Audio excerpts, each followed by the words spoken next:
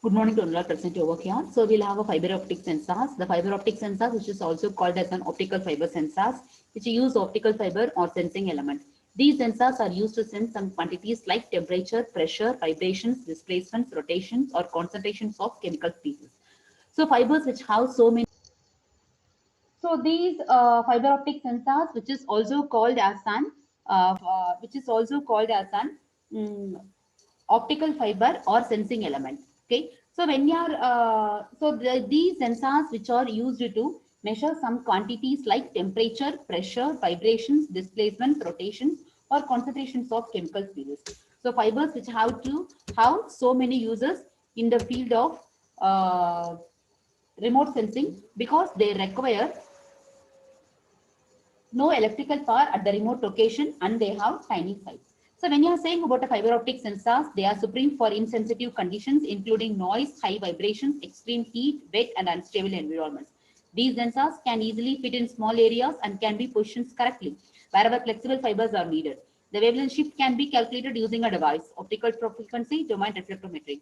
The time delay of the fiber optic sensors which can be decided using a device such as an OTDR. So this is the block diagram of optical fiber. So what will happen Abdina? The thing is to be that we'll see the block diagram over on it. Okay. So we'll have a source, transducers, measuring, detector, and electronic processing. So when you are seeing the block diagram, which consists of source, there is to be an LED, laser, and laser diode. We'll have an optical fiber. We'll have a sensing element. We'll have an optical detector, and we'll have an end processing device that is to be named as an optical spectrum analyzer and oscilloscope. So construction, the optical fiber consists of the core and the cladding, which have a different refractive indexes. The light beam which travels through the core by repeatedly bouncing off the wall of cladding. The light beam which having passed through the fiber without any loss in light quantity, which is dispersed at an angle of approximately 60 degrees and emitted to the target. So this is about an fiber optic configuration. So we'll have a LED, core, cladding, and we'll have approximately around 60 degrees. So we'll have a plastic type of core. So this consists of one or more acrylic resin fibers 0.25 to 1 mm diameter encased in a polyethylene sheet. Plastic fibers are light, cost effective and flexible, which is why they are the most common type of the sensors. When you are saying about a glass type sensor, it consists of 10 to 100 micro mm diameter glass fibers encased in stainless steel tubing. This allows it to be used at high operating temperatures. They are divided into two categories. We'll have a through beam and a reflective. So through beam comprises the transmitter and a receiver. The reflective type, which is of single unit, which is available in three different types: parallel, coaxial, and separate.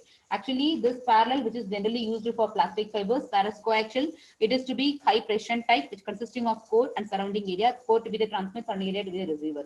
Whereas in the case of an separate, so this type contains several 10 micron glass fibers in diameters and are separate areas for the transmitter and the receivers. So when you are saying about an application, so actually it is used for measurement of physical properties as temperature, displacement, velocity, and in real-time monitoring and the physical structure of cells. It can be also used in service of buildings and bridges, channels, dams, heritage sources, and it can be used for night vision camera, electronic security systems.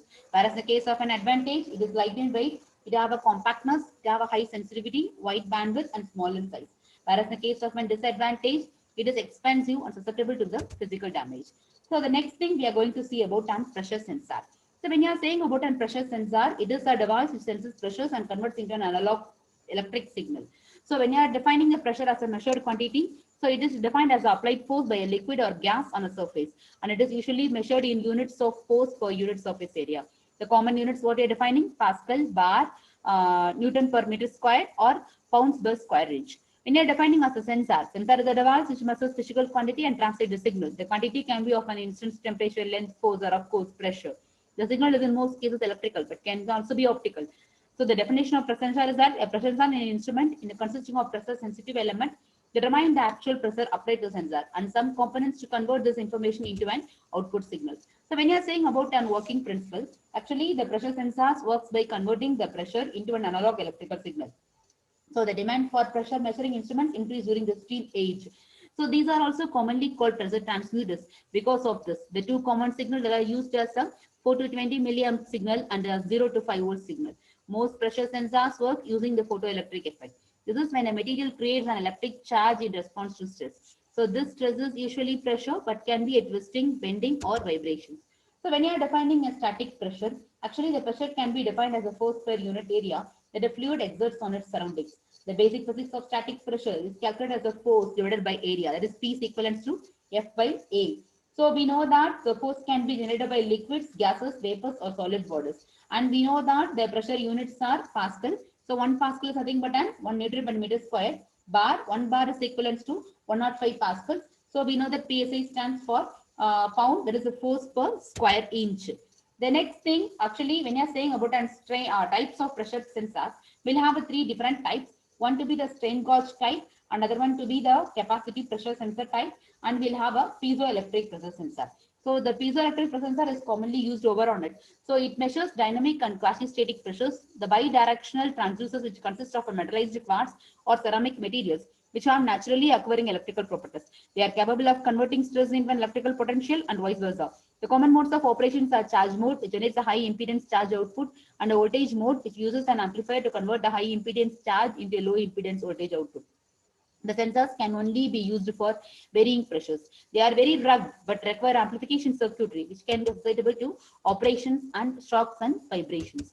Okay. The next thing, when you are saying about an piezoelectric crystals, which develop a potential difference. So these sensors which have the crystal mounted on a dielectric base, so that there is no current leakage. Attached to the crystal is a horizontal shaft to which a diaphragm is connected.